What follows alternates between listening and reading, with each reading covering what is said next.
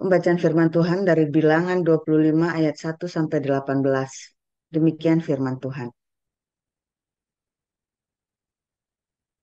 Sementara Israel tinggal di Sitim, mulailah bangsa itu berzinah dengan perempuan-perempuan Moab.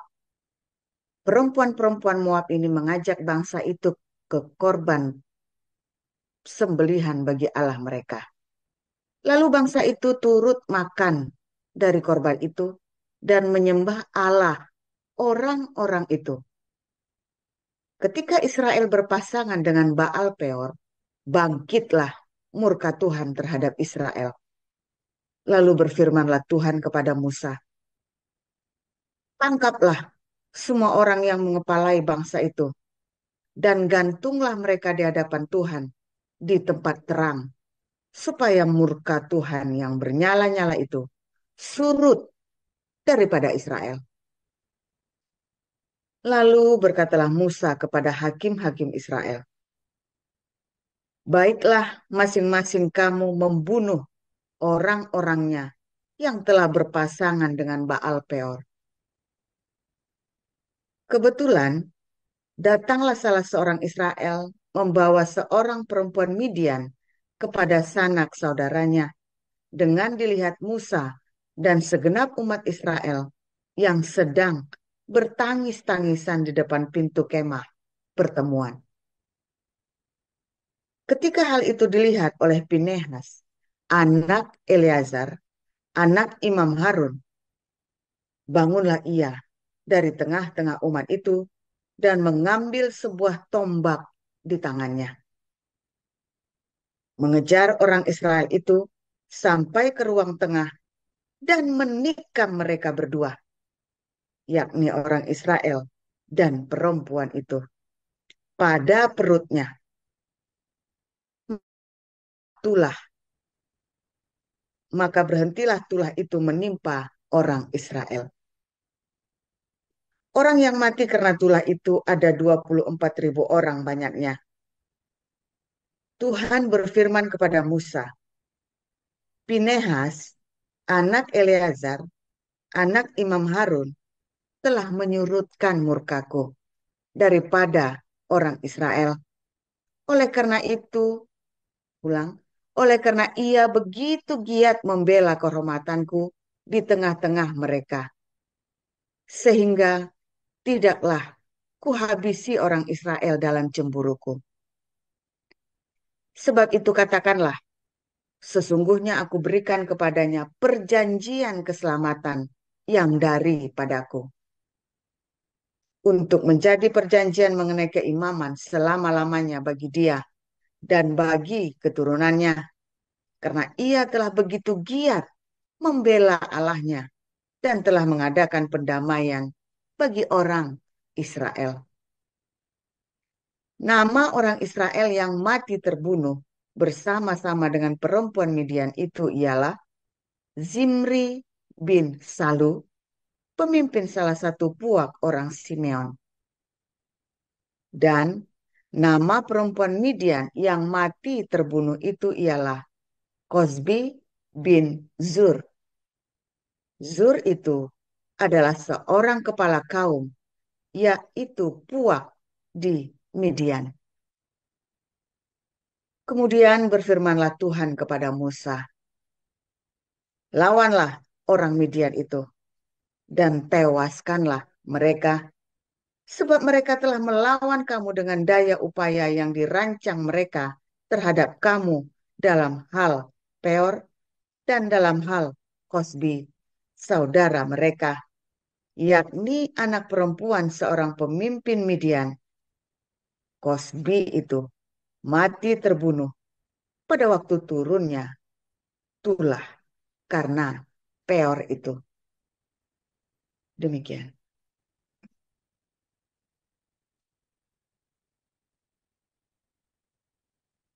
Baik, saya akan bacakan kebenaran firman Tuhan berikutnya yang terambil dari 1 Korintus 10 ayat 1 sampai 33. Beginilah pembacaan kebenaran firman Tuhan. Aku mau supaya kamu mengetahui, saudara-saudara, bahwa nenek moyang kita semua berada di bawah perlindungan awan dan bahwa mereka semua telah melintasi laut. Untuk menjadi pengikut Musa, mereka semua telah dibaptis dalam awan dan dalam laut. Mereka semua makan makanan rohani yang sama, dan mereka semua minum minuman rohani yang sama, sebab mereka minum dari batu karang rohani yang mengikuti mereka, dan batu karang itu ialah Kristus. Tetapi sungguh pun demikian, Allah tidak berkenan kepada bagian yang terbesar dari mereka, karena mereka ditewaskan di padang gurun. Semuanya ini telah terjadi sebagai contoh bagi kita untuk memperingatkan kita, supaya jangan kita menginginkan hal-hal yang jahat, seperti yang telah mereka perbuat. Dan supaya jangan kita menjadi penyembah-penyembah berhala, sama seperti beberapa orang dari mereka, seperti ada tertulis, maka duduklah bangsa itu untuk makan dan minum, kemudian bangunlah mereka dan bersukaria. Janganlah kita melakukan percabulan, seperti yang dilakukan oleh beberapa orang dari mereka, sehingga pada satu hari telah tewas 23.000 orang. Dan janganlah kita mencobai Tuhan, seperti yang dilakukan oleh beberapa orang dari mereka, sehingga mereka mati dipagut ular. Dan janganlah bersungut-sungut, seperti yang dilakukan oleh beberapa orang dari mereka, sehingga mereka dibinasakan oleh malaikat maut. Semuanya ini telah menimpa mereka sebagai contoh dan dituliskan untuk menjadi peringatan bagi kita yang hidup pada waktu di mana zaman akhir telah tiba. Sebab itu siapa yang menyangka bahwa ia teguh berdiri, hati-hatilah supaya ia jangan jatuh. Pencobaan-pencobaan yang kamu alami ialah pencobaan-pencobaan biasa yang tidak melebihi kekuatan manusia, sebab Allah setia dan karena itu ia tidak akan membiarkan kamu dicobai melampaui kekuatanmu. Pada waktu kamu dicobai, ia akan memberikan kepadamu jalan keluar sehingga kamu dapat menanggungnya. Karena itu, saudara-saudaraku yang kekasih, jauhilah penyembahan berhala. Aku berbicara kepadamu sebagai orang-orang yang bijaksana. Pertimbangkanlah sendiri apa yang aku katakan. Bukankah cawan pengucapan syukur yang atasnya kita ucapkan syukur adalah persekutuan dengan darah Kristus? Bukankah roti yang kita pecah-pecahkan adalah persekutuan dengan tubuh Kristus? Karena roti adalah satu, maka kita sekalipun banyak adalah satu tubuh, karena kita semua mendapat bagian dalam roti yang satu itu. Perhatikanlah bangsa Israel menurut daging. Bukankah mereka yang makan apa yang dipersembahkan mendapat bagian dalam pelayanan mezbah? Apakah yang kumaksudkan dengan perkataan itu? Bahwa persembahan berhala adalah sesuatu atau bahwa berhala adalah sesuatu? Bukan. Apa yang kumaksudkan ialah bahwa persembahan mereka adalah persembahan kepada roh-roh jahat, bukan kepada Allah. Dan aku tidak mau bahwa kamu bersekutu dengan roh-roh jahat. Kamu tidak dapat minum dari cawan Tuhan dan juga dari cawan roh-roh jahat.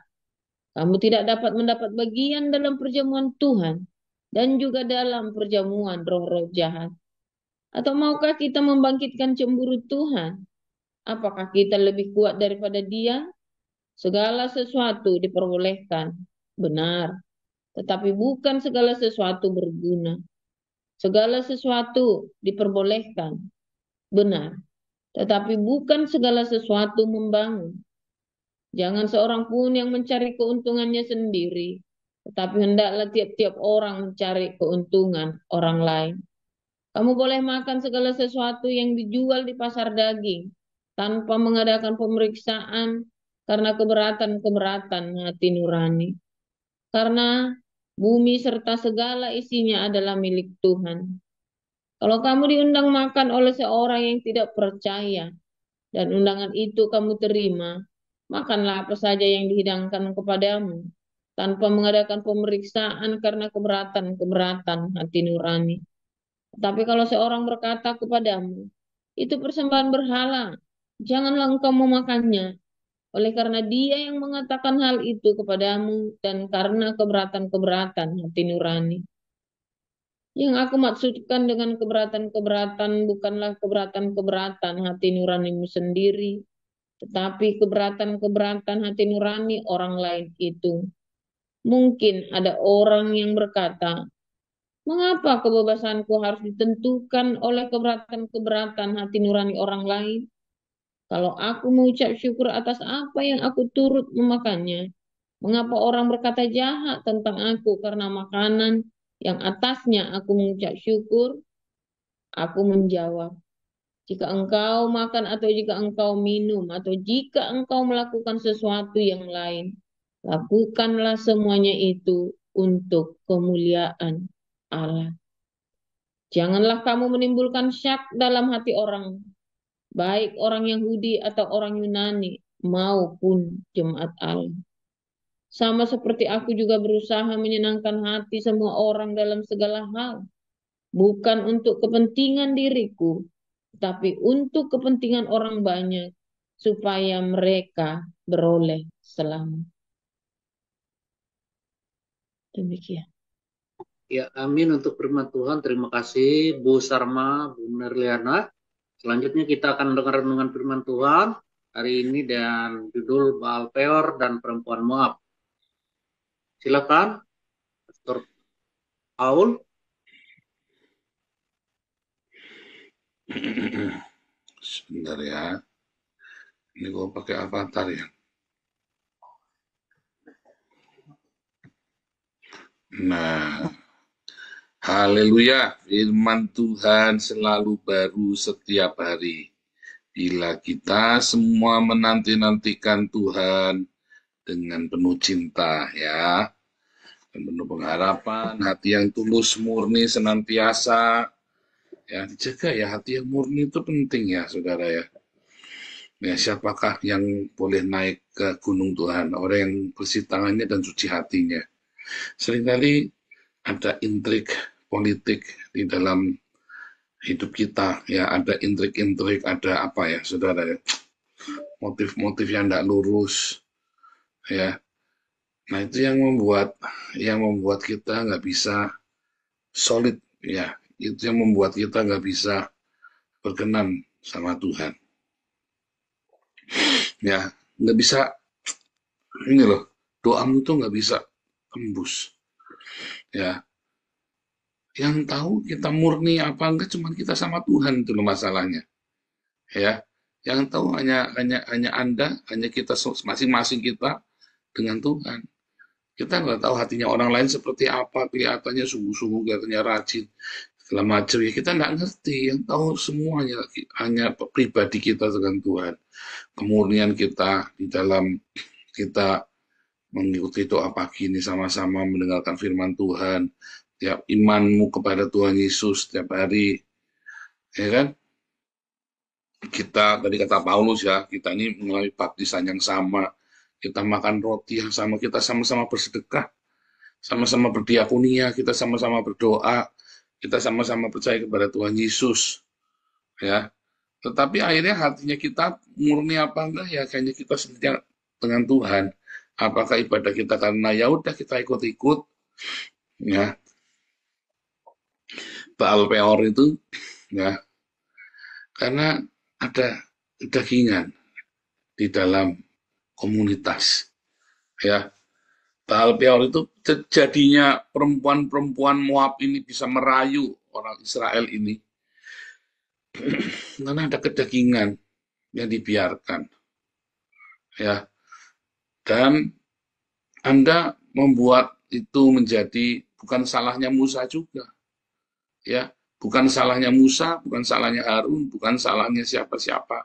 Ya orang Israel itu yang nanggung, ini ada 23.000 tambah 1.000 pemimpinnya ya, yang mati 24.000, yang 1.000 kan dibunuh oleh Musa dan para imam kan, yang 23.000 mereka, akhirnya mereka saling bunuh sendiri, ya. Nah itu kenapa bisa terjadi begitu ya, karena ada hawa nafsu yang dibiarkan. Makanya dulu pernah saya bilang ya, orang yang masuk kemari sambil ngintip-ngintip, terus ngerayu-ngerayu, terus cabul ya. Nah, kita udah kasih tahu, diumumkan sekali, 2 kali, lama-lama namanya pun kita sebut. Hati-hati dengan orang ini, itu ya. Supaya jangan lagi ya, bahkan orangnya pun begitu masuk saya remove. Supaya jangan merusak komunitas itu. Yang bisa merusak komunitas ini adalah percabulan, saudara ya. Anda mungkin tidak bisa merusak dengan ngambil uang yayasan, nggak bisa, karena ada SOP-nya. Ya, dan yayasan ini dipegang pengurus-pengurusnya, pengurus-pengurus yang hatinya lurus. Ya, jadi nggak bisa rusak. Tapi bisa rusaknya hanya karena percabulan, hanya karena hawa nafsu, hanya karena kesombongan, keangkuhan hidup, tidak tulus hatinya. Masing-masing ingin lebih, merasa lebih dari yang lain, merasa lebih hebat dari yang lain. Ya, komunitas yang solid itu keluarnya ya dari itu ya, movement, revival apapun, ya semua kebangunan, semua kegerakan dari surga itu, ya hancurnya gara-gara percabulan. Gara-gara percabulan yang dibiarkan, ya, ada gara-gara motif-motif yang nggak benar, hawa nafsu, ya. Hawa nafsu itu juga tidak selalu percabulan, tapi keserakahan, ketamakan, tidak menjaga diri. Padahal ketika Anda menjaga diri, berkat Tuhan itu lebih dari cukup. Berkat Tuhan itu lebih dari cukup, saudara. Sebab ada berkat di dalam komunitas ini. Yang penting Anda bisa nggak? Asal ada makanan dan pakaian cukuplah. Berapa banyak orang-orang saya melihat, ya, Anda yang punya hidup dalam kelimpahan, Anda yang berkekurangan, sama saja jawabannya, saudara ya. Jawabannya adalah apa, saudara? Merasa kurang, ya kan? Merasa kurang, aneh kan? Beberapa saya ngobrol-ngobrol, saya konselingin orang-orang, saya heran. Kamu tuh ada loh, kamu punya loh. Kamu masih sehat loh, kamu masih muda. Merasa kurang. Ya, tidak ada ucapan syukur di sana. Sehingga kamu selalu merasa kurang, selalu merasa miskin. Mungkin juga karena kamu tidak bisa mengatur keuanganmu. Ya kan? Dari situ kan, ada orang yang sudah dipulihkan ya. Saya sedih sekali ya. Orang itu sudah dipulihkan di komunitas ini, kemudian jadi pengurus. Setelah itu dia, ya itu tadi ya, hatinya belok. Ya, nggak sengaja, saya sih maklum ya, saya sih memaklumi hatinya belok. Begitu hatinya belok, dia mulai ya, waduh, posesif. Ya, oh ini kan yayasan kan punya saya loh. Saya bingung. Ya, punyanya dia, maksudnya punya orang ini, punya si Broto ini ya. Bukan yayasan punya saya ini. Saya kan yang kalau ada apa-apa saya masuk penjara, siapa bilang? Dan siapa yang nyuruh kamu masuk penjara? Nah itu ya. Ada apa-apa kan saya yang tanggung jawab. Lalu akhirnya itu tadi yang mulai belok, mulai bengkok hatinya. Komunitas itu yang tadinya bagus ya, akhirnya aduh, bergejolak. Yang seharusnya bisa jalan ya. Apa sih? Coba kalau Anda pikir, apakah uangnya saya? Bukan. Apakah uang yang masuk rekeningnya saya? Tidak. Ya, uangnya tidak masuk ke rekening saya.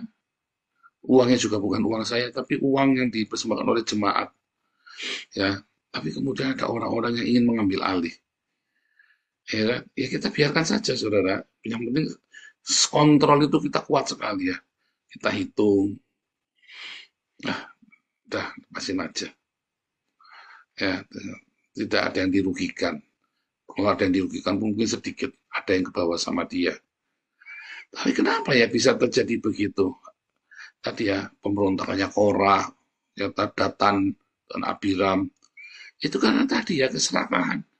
Tadinya baik, tulus. Tadinya mereka melayani sama-sama kita, mereka dipulihkan juga. Tapi kemudian kita percaya. waktu dipercaya menjadi pemimpin, kemudian akhirnya menjadi itu kurang, merasa kurang. Akhirnya nggak dapat apa-apa. Dan akhirnya nggak dapat apa-apa. Sayang sekali. Padahal kalau karaktermu teruji, ada berkat-berkat dari surga yang, saudara, saya selalu bilang ya, kita kumpulkan kolektor di sini sampai 500 juta. Kita udah kumpulkan mungkin 25 miliar sudah ada kalau dikumpul-kumpul ya selama 3 tahun ini ya. Mungkin udah 25 miliar kita kumpulin. Tapi tidak satu rupiah pun yang dikirimkan ke saya. Dan saya nggak kepengen juga. Ya, saya bahagia. Lalu di mana berkatnya saya dari mana tuh ya? Ya berkat saya dari mana-mana, saudara ya. Yang penting saya kerja ya kemarin para penata kebetulan kemari ya. Lihat ya, karena mereka kemari beberapa kelas sengaja saya liburkan. Tapi ini kan bulan Juli kita sudah mulai semua full lagi semua ya. Kemarin ada beberapa kelas yang tidak bisa diliburkan karena sudah terlanjur jalan. Ya kita tetap sambil di mobil saya sambil ngajar. Ya sambil di mobil saya sambil ngajar ya. Saya belajar, saya bikin paper, saya udah kumpulkan 3 paper, 17 paper saya baru ngumpulin 3, saudara ya. 17 paper saya harus bikin 20 halaman, 10 halaman. Ya, saudara ya. Coba Anda bayangin. Ya berkatnya ada saja. Hati kita lurus sama Tuhan. Ingat saudara ya, Anda itu tidak butuh uang loh. Anda butuh Tuhan buka jalan untuk setiap permasalahanmu. Dan jawabannya itu bukan uang. Banyak orang nggak mengerti loh, saudara saya ngomong begini. Loh kalau nggak uang nggak mungkin, wah, kasih tahu saya bolak-balik ya sekali lagi ya. Saudara kamu pikir saya di sini punya uang? Tidak, tapi anak saya sekolah terbaik di Belanda, dua-duanya. Perlu uang? Enggak. Waktu kami belum dapat status, ya si Wisely itu sekolah harusnya bayar, saudara. Lalu sama sponsornya, yang penting masuk dulu sekolah. Tuhan kasih hikmat si Wise di anak saya ya. Nilainya 10 semua, saudara ya. Sampai bendaharanya yayasan sekolah itu kaget. Baru kali ini ada nilai 10 nih di sekolah ini nih. Nilai kok 10, bingung. Terus digratisin sekolahnya, saudara ya. Padahal harusnya kita bayar, karena kita masih warga negara asing di sini. Harusnya bayar. Dan cukup besar ya, bayar itu kalau nggak salah 6.000 atau berapa itu ya harusnya bayar. 10.000 ya kalau nggak salah ya, 10.000 euro. Harusnya bayar. Dikasih gratis akhirnya, saudara ya. Apa kamu pikir jawabannya uangnya? Bukan. Tiba-tiba Tuhan kasih anak saya niat sekolah temen ya. Sampai nilainya 10 semua. Bingung. Ya, ini kuliah juga sama ya. Ini kan sampai kuliah sampai master. Karena tepat waktu nggak usah bayar sekolahnya. Bahkan semuanya ya. Bahkan kemarin magang, praktek kerja, malah dibayar. Tidak selalu dengan uang jawabannya, saudara ya. Anda jangan berdoa minta uang. Ya. Anda jangan berdoa, otakmu jangan berpikir uang. Karena tidak semua masalahmu jawabannya adalah uang. Ya. Jawabannya masalahmu itu adalah Tuhan buka jalan. Tidak selalu dengan uang. Mungkin Anda tidak terima uangnya. Makanya peraturan di tempat kita itu tidak boleh memberikan uang. Tidak boleh memberikan bantuan berupa uang. Supaya Anda belajar melihat, oh ternyata kita nggak terima uangnya, nggak lihat uangnya, tapi anak saya bisa sekolah terus ada yang bayarin. Oh ternyata kita tetap dikirimin, kita ada sembako, walaupun kamu kerjaannya cuma ngojek, nggak cukup duitnya, misalnya ya. Oh ternyata ada mujizat, tiba-tiba penyakitnya sembuh tanpa uang lagi, saudara. Tidak semua, bahkan saudara, tidak ada masalah di dunia ini yang jawabannya adalah uang. Sebab kalau masalah di dunia jawabannya adalah uang, maka uanglah yang menjadi Tuhanmu. Tetapi Tuhan bekerja, ya. Uang itu hanyalah sebagai nilai. Tetapi bukan jawabannya uang, jawabannya bukan. Tuhan buka jalan, entah anakmu nanti dapat beasiswa, entah nanti kamu tiba-tiba ada mujizat. Tidak selalu. Jadi kamu jangan kejar uangnya, kamu jangan mikirin duitnya. Hari ini Tuhan cicilan rumahnya belum dibayar, kan pakai uang. Belum tentu, saudara, kamu doa yang sungguh-sungguh. Ya. Doa yang sungguh-sungguh tiap saat. Jadi kamu jangan nyari uangnya. Begitu kamu nyari uang, ya hatimu jahat nanti. Aduh Tuhan Yesus, Tuhan tolong setiap langkah hidup saya. Ya saudara ya. Tuhan jaga supaya saya jangan mikir uang. Di tabungan nggak ada uang, tetapi kita nggak pernah mikir uang. Setiap ada sesuatu, kita jalanin dengan sungguh-sungguh, nikmati prosesnya. Jalan hidupnya kita nikmatin. Ya, indah saudara. Indah. Ya, saudara ya. Jadi jangan takut. Jangan takut. Jauhkanlah hidupmu dari hawa nafsu, dari keserakahan, dari percabulan. Jaga hidupmu dalam kekudusan. Ya, sering saya bilang tiap hari, yang bikin kita ini gagal. Kamu pengusaha yang sedang berkarir, yang bikin kamu gagal itu adalah percabulan dan perzinahan. Udah naik tinggi, tiba-tiba karena percabulan perzinahan itu yang membuat urapan itu yang kamu kumpulkan. Aduh, kamu sudah rendah hati, kamu sudah responnya sudah benar, dihajar, dihina, kamu udah rendah hati. Cabul, saudara. Ya udah, semua urapan itu bau. Ya, lalat itu membusukkan urapan. Lalat Beelzebul, ya roh kejijikan. Ya, merusak seluruh urapan. Lalat itu merusak seluruh urapan. Ya, lalat itu merusak seluruh urapan. Hati-hati. Ya, keserakahan dalam hidupmu juga sama. Ya, keserakahan hidupnya membuat kamu belok dari Tuhan. Baal Peor itu ya, perempuan-perempuan Moab yang membawa kamu kepada Baal Peor. Sehingga hati kamu tidak lurus lagi sama Tuhan. Apa yang bikin kamu tidak lurus sama Tuhan? Ya, uangkah? Status sosial, harga dirimu? Hati-hati saudara ya. Hati-hati. Kamu harus jujur sama Tuhan. Makanya hati yang murni itu penting. Kalau hati kita nggak murni, kita diam, Tuhan ampuni aku Tuhan. Terus murnikan ya. Terus murnikan hati ini ya. Kalau hati ini tidak murni, aduh apa saja bisa terjadi yang kita tidak. Aduh pelayanan bagus-bagus ya, dulu saya ngalamin ya, saya pelayanan murni dari dulu ya, belok dikit habis semua. Aduh, saya kalau mikir sana ya, harganya keluarga saya ya, porak-poranda. Begitu nggak murni, ya aduh disamber. Makanya banyak hamba-hamba Tuhan yang kamu lihat hebat ya, di masa mudanya atau di masa lalu hebat. Tiba-tiba, hilang hamba Tuhan ini. Kamu lihat di Belanda ini ada hamba Tuhan terkenal ya, ada hamba Tuhan terkenal, nggak perlu saya sebut namanya. Zaman saya pelayanan pelajar, hamba Tuhan itu begitu, waduh, kita tuh kagum. Ini panutannya kita anak-anak pelajar, Bu ya, masih muda, ganteng. Ceritanya kan begitu kan, muda, ganteng, pelayanannya hebat sekali, saudara ya. Pelayanan itu menggelegar itu kalau buat pelayanan anak muda ya. Sampai ya semua ya, waduh, akhirnya hancur, saudara. Akhirnya hancur, belok sedikit saja, belok, saudara. Karena yang sedikit itulah, aduh saudara, Anda hanya butuh hati yang murni, jaga itu hati yang murni. Apa yang membuat hati Anda murni? Perzinahan, percabulan, buang jauh-jauh dari hidupmu. Keserakahan, buang. Coba Anda pikirkan baik-baik duduk ya, waktu saat itu. Apakah kamu butuh uang? Enggak, kamu butuh mukjizat, bukan butuh uang. Kamu butuh Tuhan, ya.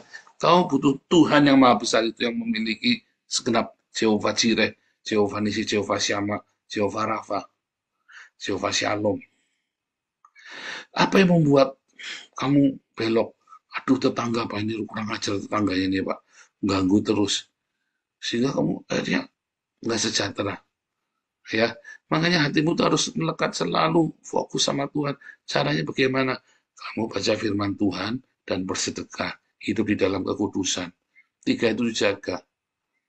Ya, terus bersedekah, baca firman Tuhan, jaga hidupmu dalam kekudusan.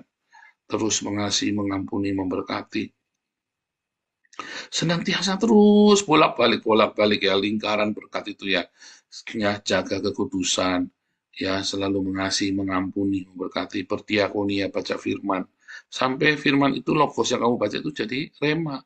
Begitu kamu ada rema, ya Maka begitu ada yang tidak murni, kamu tahu langsung cepat-cepat, saudara. Langsung tahu loh. Kalau kamu dipenuhi dengan rema, kalau ada yang tidak murni, kamu langsung tahu. Saya begitu ada hati yang tidak beres, begitu saya langsung tahu ya. Langsung saya bereskan. Taman hidup kita itu tiap hari. Harus kamu rawat. Nggak boleh lengah tiap hari. Saat itu tiap hari. Baca firman itu tiap hari. Bersedekah itu tiap hari. Ya. Waduh, saudara, itu lingkaran itu kalau kamu jaga benar ya, kamu lolos sampai di tujuan. Ya. Dari berkat kepada berkat. Dan itu gampang. Nah, dan itu gampang. Anda kalau ngerawat taman, saya kalau ngerawat tamannya orang Yahudi itu ya, yang namanya Sam itu, ya yang ngerawat cuma saya setahun sekali. Lah setahun sekali, kalau waduh itu anak belukar tuh ya, iya berat setengah mati ya, ya gak ada yang mau, tukang apa semua suruh ngurus nggak mau. Kalau saya kan punya alatnya, dan langsung langsung tak begitu ya habis. Tapi tetap 2 hari, tetap 2 hari, kayaknya setengah mati keringetan ya 2 hari dari pagi sampai sore. Coba kalau kamu tiap hari kamu rawat itu taman dulu ya. Kita punya taman pun ya sekarang ini kita nggak tiap hari karena kita bolak-balik udah dirawat. Kita rubah jadinya berantakan. Tapi ini kita sedang setting lagi ya supaya kita punya taman nanti bagus lagi. Karena nggak dirawatnya berantakan. Taman itu harus tiap hari, saudara. Kalau nggak tiap hari dia berantakan. Harus tiap hari. Ya, taman hidupmu tuh, pernikahanmu, keluargamu itu tuh tiap hari. Ada yang nggak beres seperti diberesin, ada nggak beres seperti beresin, ada nggak beres seperti beresin. Nggak bisa ada gampang nanti ada percabulan ya gampang lah kita nikmati dulu nanti bulan depan. Kamu sudah habis. Kalau ada tidak kamu tahu. Tapi kamu nantilah, aku tak nikmati dulu berantemnya, aku tak nikmati dulu aku bertengkarnya sama orang. Ada kayak begitu kan? Aku suruh damai, nggak mau nanti dulu. Ya, ya nantilah. Bikinmu seminggu, 2 minggu, sebulan, setahun, 3 tahun hilang, saudara tiba-tiba jadi mualaf. Kayak di Kristen. Kenapa? Karena dia tidak menjaga tamannya dirawat. Dia jadi mualaf kayak Agustan. Nggak dirawat.